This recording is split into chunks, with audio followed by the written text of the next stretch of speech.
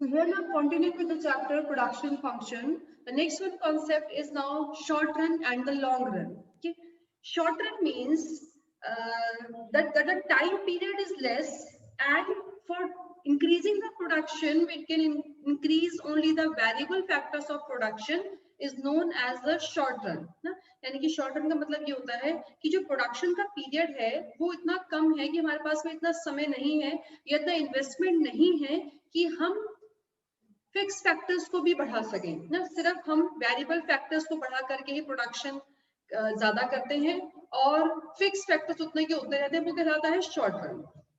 जबकि long run क्या होता है बच्चों, लॉन्ग रन का मतलब होता है जिसमें कि सभी फैक्टर्स वेरिएबल है, टाइम पीरियड बहुत ज्यादा है ना, 2 साल 3 साल, और अगर आपको प्रोडक्शन बढ़ाना है, आपको लार्ज स्केल पर प्रोडक्शन करना है, तो आप साथ में फिक्स फैक्टर्स भी बढ़ा सकते हैं। मींस आप लैंड भी बढ़ा सकते हैं, आप मशीनरी बढ़ा सकते हैं। वैसे आपको मैंने अभी ये पढ़ा है कि फिक्स फैक्टर्स कांस्टेंट रहते हैं, प्रोडक्शन ज्यादा हो तो भी वो होते रहते हैं, प्रोडक्शन कम हो तब भी वो होते रहते हैं, जीरो हो तब भी वो होते रहते हैं। ये तो बात हुई शॉर्ट रन की ना। लेकिन लॉन्ग रन का मतलब क्या होता है, जबकि फिक्स फैक्टर्स भी साथ में हम बढ़ा सकते हैं, उसको हम क्या बोलते हैं, लॉन्ग रन ना। ऐसा नहीं है कि सिर्फ हमारे पास में जो है सिर्फ फिक्स फैक्टर, हम जो है सिर्फ वेरिएबल फैक्टर से प्रोडक्शन बढ़ा सकते हैं, हम किसी भी हम फिक्स फैक्टर्स को भी बढ़ा करके अपना जो ये प्रोडक्शन है उसको हम इंक्रीज कर सकते हैं, उसको हम क्या बोलते हैं, that is known as the long run. ठीक, अब आगे आइए इसमें पेज नंबर 5.4 पर। ठीक, हम स्टार्ट करते हैं कॉन्सेप्ट ऑफ द प्रोडक्ट।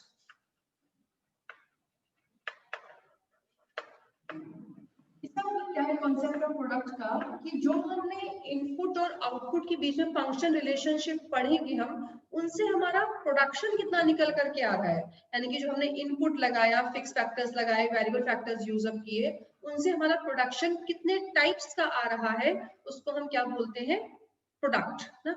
ये प्रोडक्ट कॉन्सेप्ट ऑफ प्रोडक्ट के नाम से हम पढ़ रहे हैं, और इसमें इसके 3 टाइप्स होते हैं प्रोडक्ट के। पहला होता है टोटल प्रोडक्ट, दूसरा है average product, and the third one is marginal product.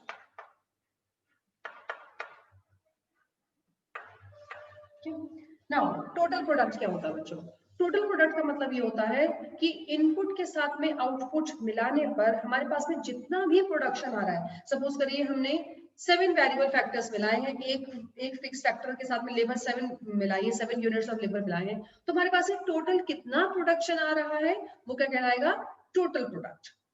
दूसरी चीज आती है एवरेज प्रोडक्ट। एवरेज प्रोडक्ट का मतलब होता है कि पर हेड प्रोडक्शन, सपोज करिए तीन लेबर ने 9 यूनिट्स प्रोड्यूस किए हैं ना, तो पर हेड कितना हुआ, 9/3, 3 यूनिट्स एक लेबर ने प्रोड्यूस किए हैं ना। या सपोज करिए 10 आता है, 4 लेबर ने 10 यूनिट्स प्रोड्यूस किए हैं, तो एक ने कितना प्रोड्यूस किया, 2.5। तो ये क्या होता है, एवरेज प्रोडक्ट ना। Per head production is known as average product. और तीसरा आता है बच्चों मार्जिनल प्रोडक्ट, यानी कि जो हमारा हम एक एडिशनल प्रोडक्ट, हम जो सक्सेसिव प्रोडक्ट लगा रहे हैं, हम एक सक्सेसिव लेबर लगा रहे हैं, उससे हमें कितना एडिशनल प्रोडक्शन मिलता है, वो कहलाता है मार्जिनल प्रोडक्ट ना। अभी आपने सिर्फ इसकी डेफिनेशंस मार्क करनी है। TP is the total production by applying the input, by applying the fixed factors with the variable factors। Marginal product क्या होता है, हर एक सक्सेसिव लेबर से मेरा कितना एडिशनल प्रोडक्शन आ रहा है, वो होता है मार्जिनल प्रोडक्ट। और एवरेज प्रोडक्ट क्या होता है, पर हेड प्रोडक्शन क्या होता है, एवरेज प्रोडक्ट। तो ये थे हमारे concept of product.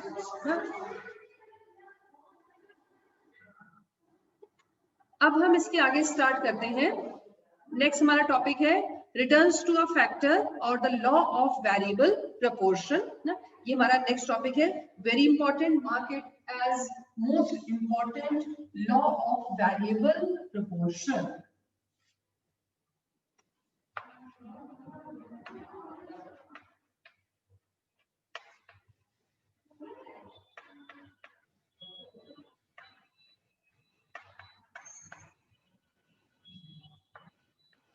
Now law of variable proportion, ये लॉ ऑफ वेरिएबल प्रपोर्शन क्या बताता है, ठीक। देखिए बच्चों, the meaning of law of variable proportion, यानी कि जो हम वेरिएबल फैक्टर्स का हम जितना प्रोडक्शन लगा रहे हैं फिक्स फैक्टर्स के साथ में, वो लॉ क्या कहता है?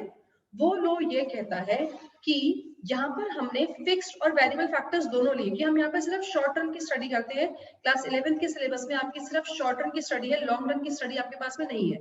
यानी कि जो आप प्रोडक्शन करेंगे ना, उसमें आप फिक्स्ड और वेरिएबल दोनों फैक्टर्स लेंगे, और फिक्स फैक्टर्स कांस्टेंट रहेंगे, वेरिएबल फैक्टर्स चेंज होते रहेंगे। आप ऐसा सिचुएशन नहीं आएगी कि आप फिक्स फैक्टर्स को भी बढ़ा सकते हैं, यानी आप लॉन्ग रन की स्टडी यहाँ पर नहीं करते हैं, सिर्फ शॉर्ट रन की स्टडी आपके सिलेबस में। तो यहाँ पे ये कहा जा रहा है कि जब हम फिक्स फैक्टर्स के साथ में वेरिएबल फैक्टर्स को कंबाइन करते हैं, यानी कि प्रोडक्शन करने के लिए हमने जो इनपुट से आउटपुट निकालना है उसमें हमने फिक्स फैक्टर्स और वेरिएबल फैक्टर्स को मिक्स करना पड़ेगा ना।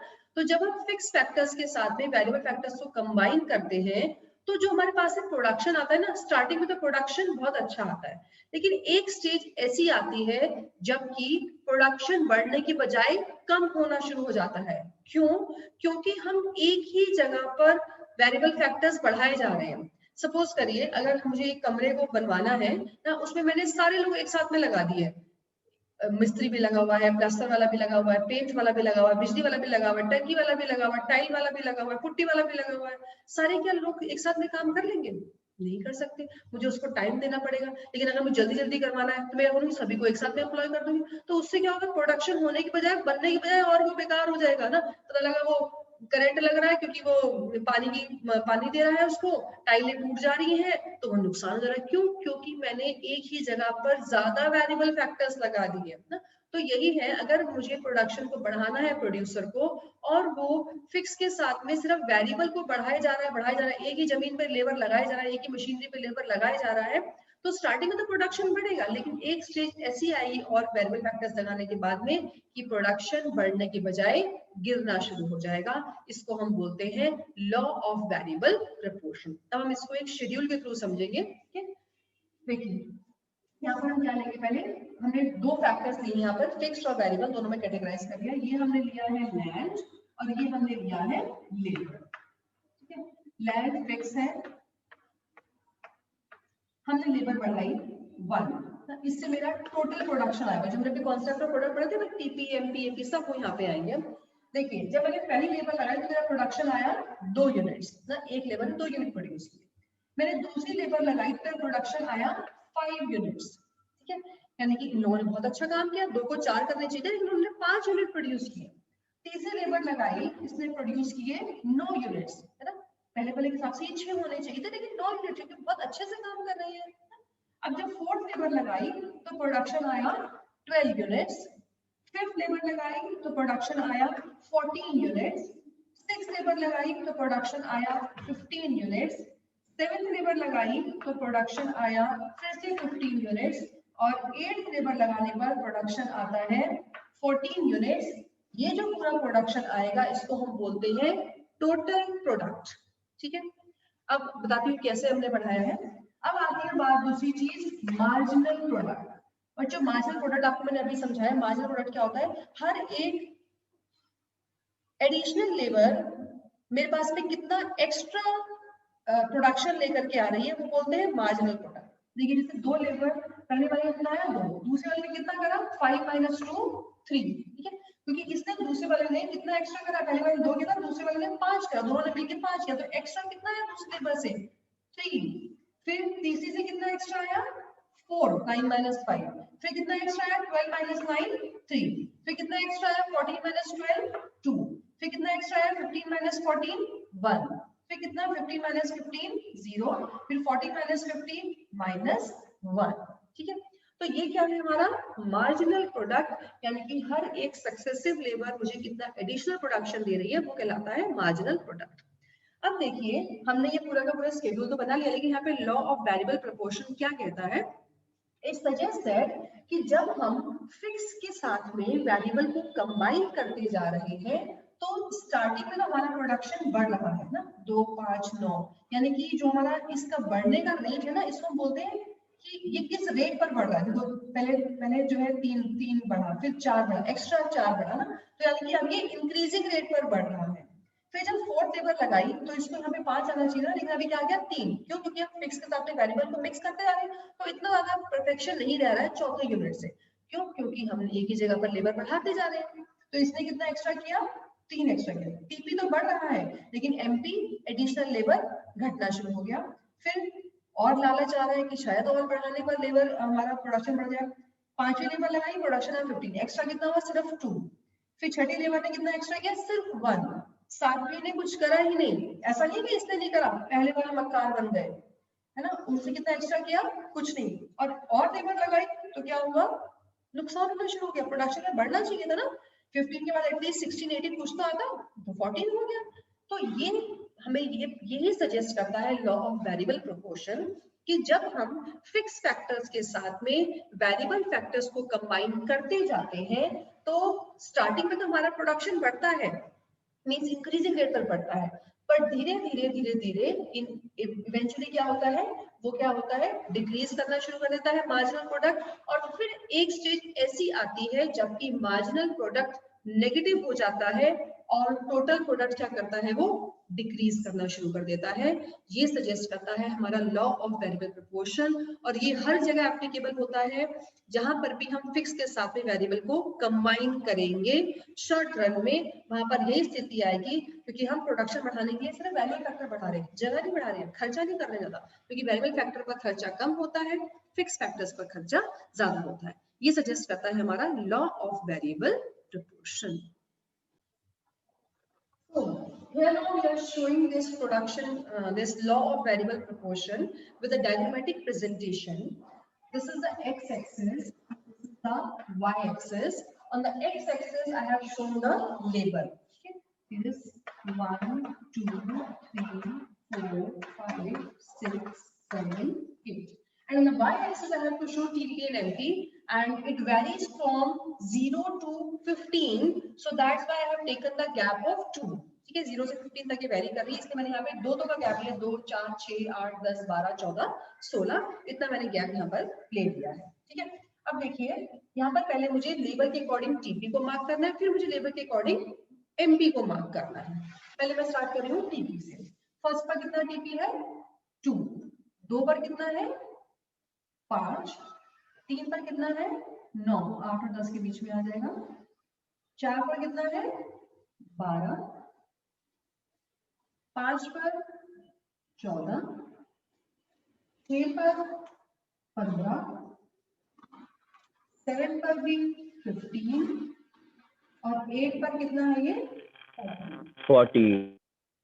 तो ये सब पॉइंट्स को मार्क करते हुए हमारा ये आ जाएगा टोटल प्रोडक्ट। ठीक है, ये होगा हमारा टी। अगला आता है मार्जिनल प्रोडक्ट। लेबर के अकॉर्डिंग मुझे एमपी मार्क करना है। 1 पर कितना है ये? 2। 2 पर कितना है ये? 3। 3 पर 4। 4 पर 3। 5 पर 2। 6 पर 1। 7 पर 0 और 8 पर -1। ठीक है, तो ये आ गया हमारे पास में marginal product. So this is the diagrammatic presentation of this law of variable proportion. अब हमने यहाँ पर देखो बच्चों, जहां तक MP इंक्रीज करता है ना, उसको हम बोलते हैं इंक्रीजिंग रिटर्न। ठीक है, मैं वैसे आपको इस तरह लिखना, मैं यहाँ पर लिख रही हूँ इंक्रीजिंग रिटर्न। जब MP डिक्रीज करना शुरू कर जाता है, इसको हम 0 तक बोलते हैं, हम इसको डिक्रीजिंग रिटर्न। और जब एमपी नेगेटिव हो जाता है, इसको हम बोलते हैं नेगेटिव रिटर्न। ठीक, तो यही सब कुछ आपने यहाँ पर भी शो करना है इस डायग्राम में। देखिए थर्ड लेवल तक जब तक एमपी इंक्रीज कर रहा है, तब तक आप यहाँ पे एक लाइन खींच लीजिए, ब्लिंक लाइन, डॉटेड लाइन, और ये सारा पोर्शन आप मार्क करेंगे इंक्रीजिंग रिटर्न। और द फर्स्ट फेज, इसको फर्स्ट फेज भी बोलते हैं ना, increasing return. First phase, phase मतलब PHASE, यानी कि पड़ाव, पहला पड़ाव। दूसरा, जब एमपी डिक्रीज करता है, वो 0 तक जाता है, वो कौन सा लेवल है? 7 लेवल तक। ये क्या हुआ? डिक्रीजिंग रिटर्न और इसको हम कहते हैं सेकेंड फेज, दूसरा पड़ाव। और तीसरा, जबकि वो नेगेटिव हो जाता है, ये है नेगेटिव रिटर्न यानी कि थर्ड फेज।